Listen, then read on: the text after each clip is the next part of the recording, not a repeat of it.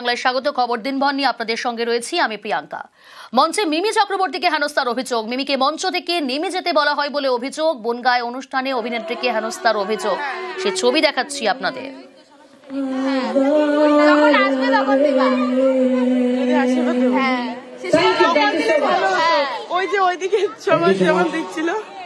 আপনারা মিমি চক্রবর্তীকে দেখলেন, অবশ্যই এখন রাত্রি 12টা বেজে গেছে, এখন মিমি চক্রবর্তী প্রোগ্রাম এখানেই শেষ। ওকে, সবাই খুশি তো? হ্যাঁ, প্রোগ্রাম হবে, আর্টিস আছে। ওকে, মিমি চক্রবর্তী তার অনুষ্ঠান চলছিল এবং অনুষ্ঠান চলাকালীন মঞ্চে উঠলেন উদ্যোক্তা এবং তাকে মঞ্চ ছেড়ে চলে যেতে বললেন। অনুষ্ঠান শেষ ঘোষণা করলেন তিনি। মিমি হতবাক, মঞ্চে তখনও দাঁড়িয়ে আছেন মিমি চক্রবর্তী। অভিনেতাকে নেমে যেতে নির্দেশ অভিযুক্তের। অনিরুদ্ধ রয়েছে আমার সঙ্গে টেলিফোন লাইনে। অনিরুদ্ধ, কতক্ষণ ছিল এই অনুষ্ঠান, কখন তাকে নেমে যেতে বলা হয়? দেখো প্রিয়াঙ্কা, তোমাকে জানিয়ে রেখেছি উত্তর 24 পরগনার বনগাঁর নয়া গোপালগঞ্জ যুবক সংঘের উদ্যোগে একটি সাংস্কৃতিক অনুষ্ঠানে গতকাল মিমি চক্রবর্তী এসেছিলেন। উদ্যোক্তাদের অভিযোগ যে গতকাল 10:30টার সময় মিমি চক্রবর্তীর মঞ্চে ওঠার কথা ছিল, কিন্তু তিনি 11:45 নাগাদ অর্থাৎ 12:15 নাগাদ তিনি সেখানে এসে পৌঁছান।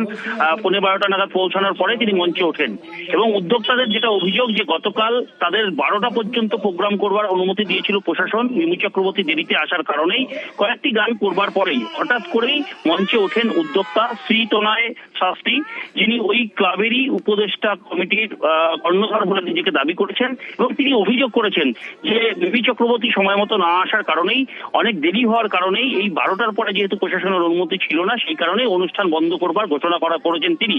কিন্তু তিনি কোন রকম অপমানজনক কথা এই অভিনেত্রীকে বলেননি বা কোনো অপমান করেননি। অন্যদিকে মিমি চক্রবর্তীর তরফ থেকে রীতিমতন সামাজিক মাধ্যমে পোস্ট করে বলা হয়েছে যে তাকে হেনস্থা করা হয়েছে, অপমান করা হয়েছে। একজন শিল্পীর ক্ষেত্রে এই অপমান যথেষ্ট বেদনাদায়ক এবং সেই কারণেই বনগাঁ থানায় লিখিত অভিযোগ তিনি জানিয়েছেন।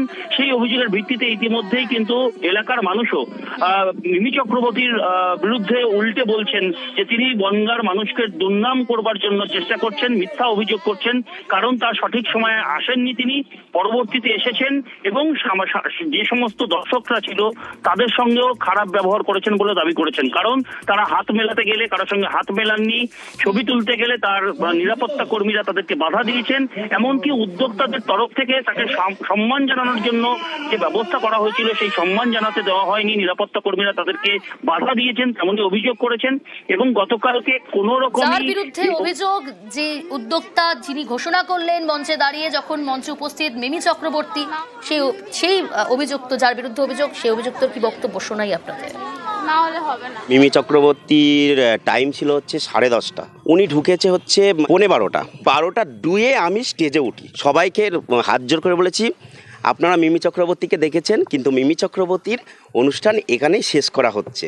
আপনারা যারা বডিগার্ড আছেন আপনি ওনাকে নামিয়ে নিয়ে যান, কারণ 12টার পরে আমাকে তখন যদি থানার থেকে এসে যদি কোনো কমপ্লেন করে আমরা তো সেটা সহ্য করবো না। পোস্টে লিখেছে যে এইটা যদি আজকে পোস্ট না করি আগামীকাল আমার সাথে এই হতে পারে। ওনাকে কিছু বলিনি, আমি ওনার বাউন্সারদের বলেছি, ওনার সাথে আমি কথা পর্যন্ত বলিনি। মিমি চক্রবর্তী তিনি ইতিমধ্যে বিবৃতি দিয়েছেন। আমরা কথা বলেছিলাম, আমরা যোগাযোগ করেছিলাম মিমি চক্রবর্তীর সঙ্গে, কি জানিয়েছেন শুনুন। ক্যারিয়ারে এটা প্রথমবার হলো। এই উদ্ধত্ত আমি কোনোদিন কোনো অর্গানাইজারের থ্রু থেকে দেখিনি। একজন মেয়ে যখন স্টেজ করতে যায়, আর সেই ক্ষেত্রে যে কোনো আর্টিস্ট, আজকাল লোকে ভাবা শুরু করেছে যে ওনারা তাদের প্রপার্টি হয়ে যায়। এখানে তো চুপ করে থাকার প্রশ্নই নেই। এই লোকগুলো এটাকে নর্মালাইজ করে এটা ভাববে যে বাকি মেয়েদের সাথে ওরা এটাই করতে পারে। সো আমার সাথে উনি যেটা করেছেন, আমি স্টেজে পারফর্ম করছিলাম, উনি হঠাৎ আমার পারফরমেন্সের মাঝে এসে আমায় বলেন আপনি চলে যান। আমি সিরিয়াসলি আমি বুঝতে পারিনি উনি আমায় বলছেন। The shock came so subtle. আমি কিচ্ছু বলি না, আমি ওনার দিকে তাকালাম, উনি বললেন হ্যাঁ আপনি চলে যান, নেমে যান স্টেজ থেকে। আমি কিচ্ছু বললাম না, আমি গুড নাইট বলে নেমে চলে এলাম। তখনই এফআইআর করে দেওয়া হয়। আমি এটা শেষ দেখবো।